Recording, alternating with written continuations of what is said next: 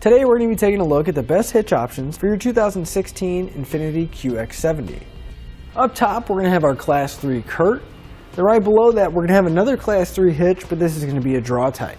And as you can see just by looking at the two hitches, they're going to share a very similar design and have a few minor differences, so let's go ahead and take a closer look at those differences. Both of our hitches are going to have that 2" by 2" receiver tube opening, so we're going to have a really wide variety of options when it comes to accessories that we want to mount up. And they're all going to use a standard 5/8 pin and clip that is sold separately that you can find here at etrailer.com. However, with our Drawtite, you're going to notice that it has a secondary pinhole that's going to be towards the back or the opening of the receiver tube. This is going to be exclusively for the J-pin stabilization device, which is an anti-rattle device that's going to take all the slop and play out of the accessory that's in your receiver while you're driving down the road. And again, that is sold separately here at etrailer.com. Another small difference is going to be the safety chain connection points. Our Drawtite is going to use a plate style, and if you have some really thin or small hooks, it may be a little difficult to get on just because of that square flange on that plate.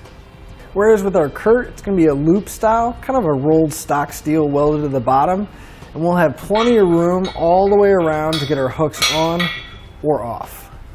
Another difference with our Drawtite is when it comes to installation. It's going to be very similar to the Curt, however we are going to have to enlarge one hole with the Drawtite, and with the Curt we're going to be using all existing holes and not have to drill at all. But both of our hitches are going to require some minor trimming of a plastic underbody panel just so that the side plates will fit in place.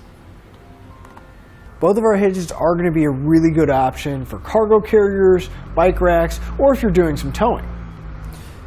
Each hitch is going to have a 400-pound tongue weight, which is going to be the maximum downward force of the receiver tube, along with a 4,000-pound gross trailer weight rating. That's the amount they can pull, including the trailer and everything we have loaded on it. Now with those numbers in mind, you should always double check your Infiniti's owner's manual and never exceed the manufacturer's recommended weight. One thing to keep in mind with the Infiniti is that it does sit rather low to the ground, and our hitch does sit below the bumper. So if you're going to be using it for a bike rack or a cargo carrier, I would recommend getting a raised shank. That way it'll bring it up a little bit and we have a little bit more ground clearance. So we hope this information has helped you whenever you're looking for a hitch for your Infiniti, and both hitches are going to be a good option whether you're towing, using it for a bike rack, or a cargo carrier. That'll finish up your look at the best hitch options for your Infiniti QX70.